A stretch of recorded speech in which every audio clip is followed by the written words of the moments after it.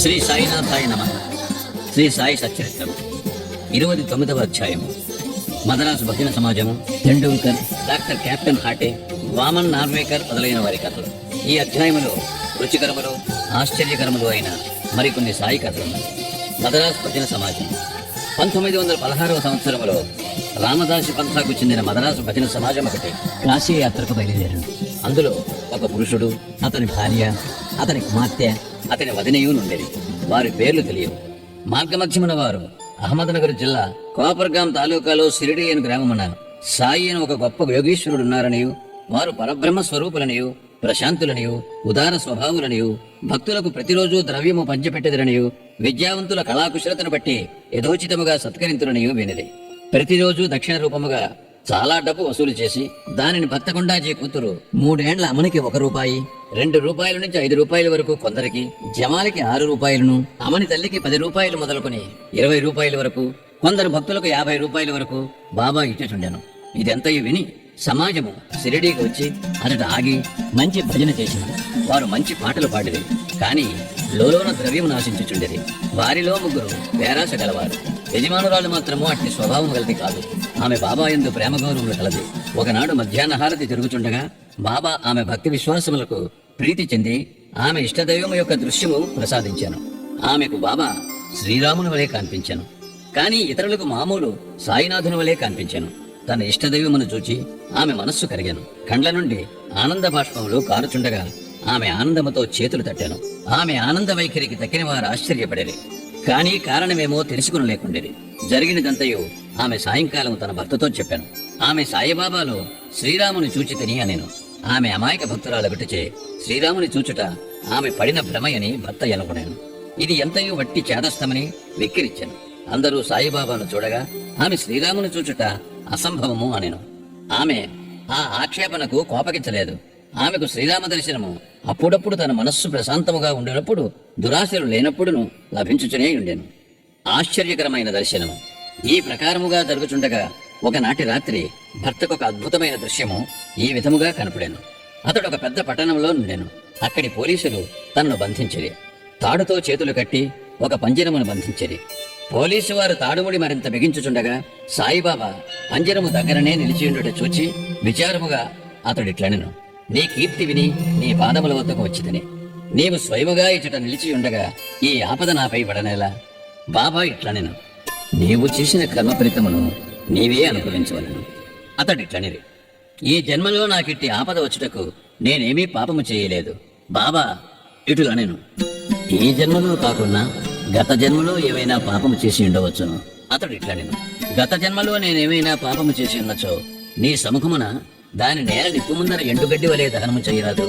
బాబా నీకెట్టి విశ్వాసము కలదా అని అడుగా అతడు కలదు అనెను. బాబా అప్పుడు కళ్ళు మూయమనెను. అతడు కళ్ళు మూసి తెరుచునంతలో ఏదో కింద పడిన పెద్ద చప్పుడయ్యాను. పోలీసు వారు రక్తము కారుచూ పడిపోయి ఉండేది. తాను బంధ విముక్తుడై ఉండేది. అతడు మిక్కిలి భయపడి బాబా వైపు చూచాను. బాబా ఇట్లనెను, ఇప్పుడు నీవు బాగుగా పట్టుబడితివి. ఆఫీసర్లు వచ్చి నిన్ను బంధించెదరు. అప్పుడతడు ఇటులో విన్నవించాను, నీవు తప్ప రక్షించు వారెవరునూ లేరు. నన్ను ఎటులైనా కాపాడుము. అప్పుడు బాబా వానిని కళ్ళు మూయమనెను. వాడట్లు చేసి తిరిగి కనులు తెరిచినంతలో వాడు పంజరము నుండి విడుదలైనట్లు బాబా ప్రక్కన ఉన్నట్లు కనిపించాను. అతడు బాబా పాదములపై పడెను. బాబా ఇట్లనెను, ఈ నమస్కారములకు ఇంతకు ముందటి నమస్కారములకు ఏమైనా భేదము గలదా? బాగా ఆలోచించి చెప్పుము. అతడు ఇట్లనెను, కావలసినంత భేదము కలదు. ముందటి నమస్కారములు నీ వద్ద పైకము తీసుకున్నట్టుకు చేసినవి. ఈ నమస్కారము నిన్ను దేవునిగా భావించి చేసినది. మరియును నేను కోపముతో నీవు మహమ్మదీయుడవై ఉండి హిందువులను పాడు చేయుచుంటివని అనుకున్నది వాడను. బాబా నీ మనస్సులో మహమ్మదీయ దేవతను నమ్మవా అని ప్రశ్నింప అతడు నమ్మను అనెను. అప్పుడు బాబా, నీ ఇంటిలో పంజా లేదా? నీవు మొహరమప్పుడు పూజ చేయుట లేదా? మరియు మీ ఇంటిలో మహమ్మదీయ దేవతయగు కాడ్బీబీ లేదా? పెండ్లి మొదలగు శుభకార్యములప్పుడు ఆమెను మీరు శాంతింప చేయుట లేదా అనెను. అతడు దీనికంతటికీ ఒప్పుకొనెను. అప్పుడు బాబా, నీకింక ఏమి కావాలను అని అడిగాను. అతను తన గురువుకు రామదాసును దర్శింప కోరిక కలదు అనెను. వెనుకకు తిరిగి చూడమని బాబా అనెను. వెనుకకు తిరుగుగానే అతనికి ఆశ్చర్యం కలుగునట్లు రామదాసస్వామి తన ముందర నుండెను. వారి పాదములపై పడగానే రామదాసు అదృశ్యుడయ్యాను. జిజ్ఞాస గలవాడై అతడు బాబాతో ఇట్లనెను, మీరు వృద్ధులుగా కనపడుతున్నారు, మీ వయస్సు మీకు తెలియనా? బాబా, నేను ముసలివాడిననుకొనుచున్నావా? నాతో పరిగెత్తి చూడుము అనుచు పరిగెడ మొదలెడాను. అతడు కూడా వెంబడించాను. ఆ ధూళిలో బాబా అదృశ్యుడయ్యాను. అతడు నిద్ర నుండి మేల్కొనిన వెంటనే స్వప్న దర్శనము గూర్చి తీవ్రముగా ఆలోచించ మొదలెడాను. వాని మనోవైఖరి పూర్తిగా మారి బాబా గొప్పతనమును గ్రహించాను. అటు పిమ్మట వాని సంశయ వైఖరి, పేరాశ పూర్తిగా తొలగాను. బాబా పాదములపై అసలైన భక్తి మనమునను ఉద్భవించెను. ఆ దృశ్యం ఒక స్వప్నమే, కాని అందుగల ప్రశ్నోత్తరములు చాలా ముఖ్యమైనవి, రుచికరమైనవి. ఆ మరుసటి ఉదయం అందరూ మసీదులో హారతి కొరకు గుమిగూడి ఉండగా అతనికి బాబా 2 రూపాయలు విలువగల మిఠాయిని 2 రూపాయలు నగదును ఇచ్చి ఆశీర్వదించాను. అతనిని మరికొన్ని రోజులు ఉండమనెను. అతనిని బాబా ఆశీర్వదించి ఇట్లనేయను, అల్లా నీకు కావలసినంత డబ్బునిచ్చును, నీకు మేలు చేయును. అతనికి అచ్చట ఎక్కువ ధనము దొరకలేదు, కాని అన్నిటికంటే మేలైన వస్తువు దొరికెను. అదే బాబా ఆశీర్వాదము. తరువాత ఆ భజన సమాజములకు ఎంతో ధనము లభించాను. వారి యాత్ర కూడా జయప్రదముగా సాగెను. వారికి ఎట్టి కష్టములు ప్రయాణ మధ్యమున కలుగలేదు. అందరూ క్షేమముగా ఇల్లు చేరిది. వారు బాబా పలుకులు, ఆశీర్వాదములు, వారి కటాక్షములచే కలిగిన ఆనందము గూర్చి మనమును చింతించుచుండెది. తన భక్తులను వృద్ధి చేయుటకు, వారి మనస్సులను మార్చుటకు బాబా అవలంబించిన మార్గములలో ఒకటి చూపుటకు ఈ లీల ఒక ఉదాహరణ. ఇప్పటికీ ఇట్టి మార్గమును బాబా అవలంబించుతున్నారు. తెండూల్కర్ కుటుంబము. బాంద్రాలో తెండూల్కర్ కుటుంబం ఉండెను. ఆ కుటుంబము వారందరూ బాబా యందు భక్తి కలిగి ఉండేది. సావిత్రిబాయి తెండూల్కర్ శ్రీ సాయినాథ భజనమాలయను మరాఠీ గ్రంథమును 800 అభంగములు పదములతో ప్రచురించాను. దానిలో సాయిలీలన్నీ వర్ణింపబడెను. బాబా యందు శ్రద్ధాభక్తులు గలవారు దానిని తప్పక చదువవలెను. వారి కుమారుడు బాబు తెండూల్కర్ వైద్య పరీక్షకు కూర్చునవలనని రాత్రింబవళ్ళు కష్టపడి చదువుచుండాను. అతడు కొందరు జ్యోతిష్యుల సలహా చేశాను. వారు అతని జాతకమును చూచి ఈ సంవత్సరము గ్రహములు అనుకూలముగా లేవని చెప్పిరి. కనుక ఆ మరుసటి సంవత్సరము పరీక్షకు కూర్చొనవలనని, అట్లు చేసిన తప్పక ఉత్తీర్ణుడగుననియూ చెప్పిరి. ఇది విని అతని మనస్సుకు విచారము, అశాంతి కలిగాను. కొన్ని దినముల తరువాత అతని తల్లి షిరిడీకి పోయి బాబాను దర్శించాను. ఆమె బాబాకు అనేక విషయములతో పాటు తన కొడుకు విచారగ్రస్తుడైన సంగతి కూడా చెప్పాను. ఇది విని బాబా ఆమెతో ఇట్లనియను, నా యందు నమ్మకముంచి జాతకములు, వాని ఫలితములు, సాముద్రిక శాస్త్రజ్ఞుల పలుకులు ఒక పక్కకు త్రోసి తన పాఠములు చదువుకునమని చెప్పుము. శాంత మనస్సుతో పరీక్షకు వెళ్ళమనము. అతడు ఈ సంవత్సరము తప్పక ఉత్తీర్ణుడుగును. నా యందే నమ్మకముంచమనము, నిరుత్సాహము చెందవద్దనము. తల్లి ఇంటికి వచ్చి బాబా సందేశము కొడుకునకు వినిపించాను. అతడు శ్రద్ధగా చదివాను. పరీక్షకు కూర్చొనను. వ్రాత పరీక్షలో బాగుగా వ్రాశాను. కాని సంశయములో మునిగి ఉత్తీర్ణుడొకటకు కావలసిన మార్కులు రావనుకునేను. కావున నోటి పరీక్షకు కూర్చున ఇష్టపడలేదు. కానీ పరీక్షకులు అతని వెంటబడిరి. వ్రాత పరీక్షలో ఉత్తీర్ణుడు అయిననియు, నోటి పరీక్షకు రావాలైననియు పరీక్షాధికారి కబురు పెట్టాను. ఇట్లు ధైర్యవచనం విని అతడు పరీక్షకు కూర్చొని రెండింటిలో ఉత్తీర్ణుడాయను.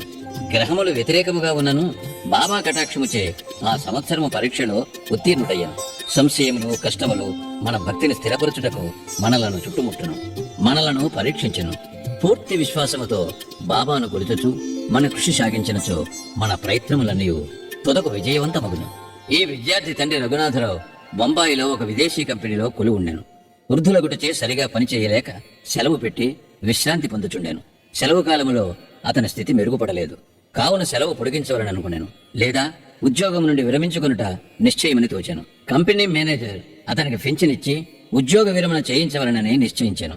మిక్కిలి నమ్మకముతో చాలా కాలము తమ వద్ద ఉద్యోగము చేసినవాడు కనుక ఎంత పింఛను ఇవ్వవలెను అన్నది ఆలోచించుచుండేది.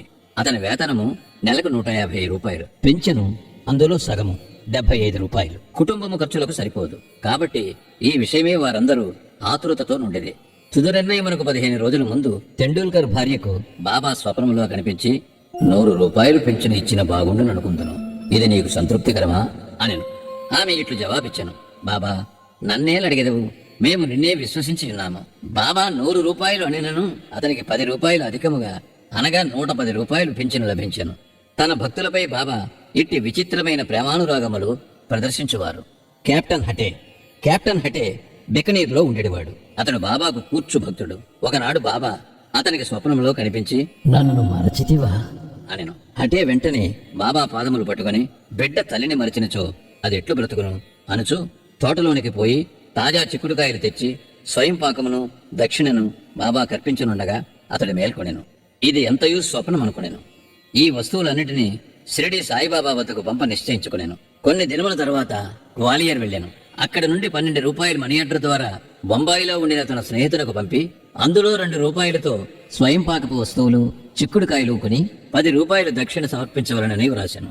ఆ స్నేహితుడు షిరిడీకి పోయి కావలసిన సామాను కొనెను. కానీ చిక్కుడుకాయలు దొరకలేదు. కొంచెం సేపటికి ఒక స్త్రీ తలపై చిక్కుడుకాయల గంపను పెట్టుకుని వచ్చాను. అతడు చిక్కుడుకాయలు కొని స్వయం పాకము సిద్ధము చేసి కెప్టెన్ హటే పక్షమున దానిని బాబాకు అర్పించాను. నెమోన్కర్ మరుసటి దినము అన్నము కూర చేసి బాబాకు అర్పించాను. బాబా భోజనము చేయనప్పుడు అన్నము ఇతర పదార్థములు మాని చిక్కుడుకాయ కూరను తినను. ఈ సంగతి స్నేహితుని ద్వారా తెలుసుకున్న హటే సంతోషమునకు అంతు లేకుండెను. పవిత్రము చేసిన రూపాయి. ఇంకొకసారి హటేకు తన ఇంటిలో బాబా తాకి పవిత్రమనిచ్చిన రూపాయి ఉంచవలనని కోరిక కలిగెను. షిరిడీకి పోవు స్నేహితుడొకడు తటస్థపడగా వాని ద్వారా హటే రూపాయి పంపెను. ఆ స్నేహితుడు షిరిడీ చేరను. బాబాకు నమస్కరించిన పిదప తన గురుదక్షిణ వసంగాను. బాబా దానిని జేబులో వేసుకునేను. తర్వాత హటే ఇచ్చిన రూపాయిని ఇవ్వగా బాబా దాని వైపు బాగా చూచి తన కుడి చేతి బొటనవేళ్లతో పైకి ఎగురు వేసి ఆడి ఆ స్నేహితునితో ఇట్లనెను. దీనిని దాని యజమానికి ఊదీ ప్రసాదంతో కూడా ఇచ్చివేయము. నాకేమీ అక్కరలేదని చెప్పుము. శాంతముగా సంతోషముగా ఉండమను. ఆ స్నేహితుడు గ్వాలియర్ తిరిగి వచ్చాను. హటేకు బాబా పవిత్రము చేసి ఇచ్చిన రూపాయి ఇచ్చి జరిగినదంతయో చెప్పాను. ఈసారి హటే మిక్కిలి సంతృష్టి చెందాను. బాబా సద్బుద్ధి కలుగుజేయనని గ్రహించాను.